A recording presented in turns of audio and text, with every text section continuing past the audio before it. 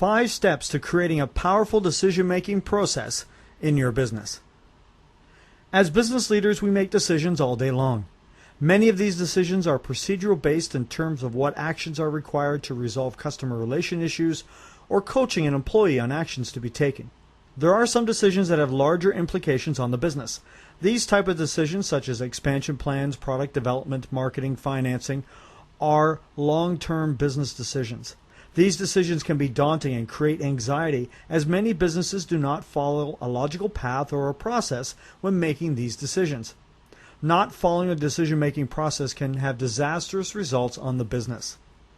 However, there is a process that can be built into the structure of any business to allow us to make powerful and effective decisions easily. We call this process evidence-based decision-making, and here are the 5 steps. Step number 1. Define the objectives and information needs. In other words, know your outcome. What do you want to know to run the business effectively? Do you want to have a weekly report showing revenue, gross margin, cash flow, inventory, and receivables? Do you want to see sales revenue reports with gross margin details within 24 hours of the sale? Or do you want to see all sales quotes issued every day or once a week to allow for effective forecasting? Based on what we want, then we ask, what do we need to know? In our example, we will have to have information on revenue, cost of sales, receivables, cash in the bank, inventory transactions to get to our outcome.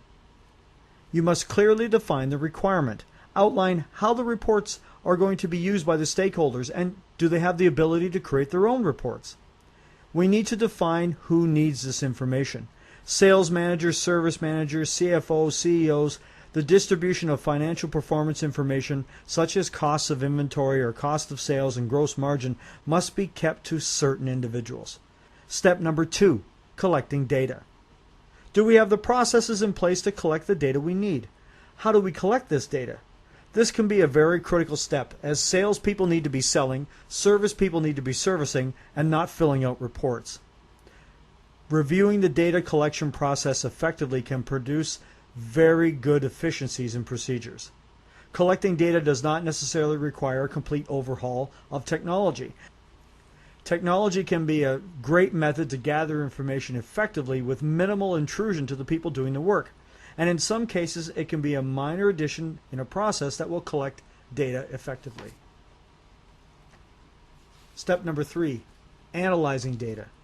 Now that we've determined what data we want collected and how we will collect the data, we want to determine how we're going to manipulate this data to give us the information we want. Do we want to allow individuals to create their own reports based on the data collected? Or do we generate certain reports on a regular basis for distribution? Step number 4, presenting information. How will the reports look? Can we do things to simplify the reports so people don't have to try and figure it out for themselves?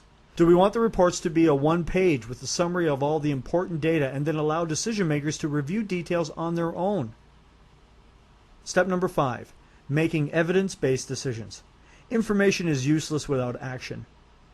How do we make sure that our data or evidence is always being used to make the best decisions? Many times there's a temptation to make decisions based on the last person talked to or exception-based decisions. Salespeople usually remember the last time they lost an order on price, and it can quickly become expanded to all the orders this month were lost on price, or we obviously have a pricing problem. Evidence-based decision-making can support or strike down situational decisions that were based on emotion. Creating the culture of action-based or real evidence avoids paralysis by analysis. Gathering what you need to decide and move forward is how successful business leaders avoid the knowledge-doing gap. The knowledge-doing gap is created when data collected is not effective or believed, so no action is taken. The role of information technology. In steps 2, 3, and 4, collecting, analyzing, and presenting data, these are all affected by the existing information technology infrastructure. That is, the use of computers, business software, and other data collection methods. All these need to be reviewed, as well as the processes and the individuals involved in collecting the data. Do we want to run the business with a spreadsheet? Would investment in a business software program or data entry program create efficiencies? Investments can be made over a period of time, or the Big Bang Theory, depending upon the need and the ability of the business to implement changes or new technology. Evidence-based decision-making is a must in this economy. By using these steps, you can create a powerful environment where decisions are quickly made based on real data to maximize executive efficiency and business flexibility. Call Numbers Plus today, and we can show you how our Profits Plus system can make your business more effective and put more cash in your pocket.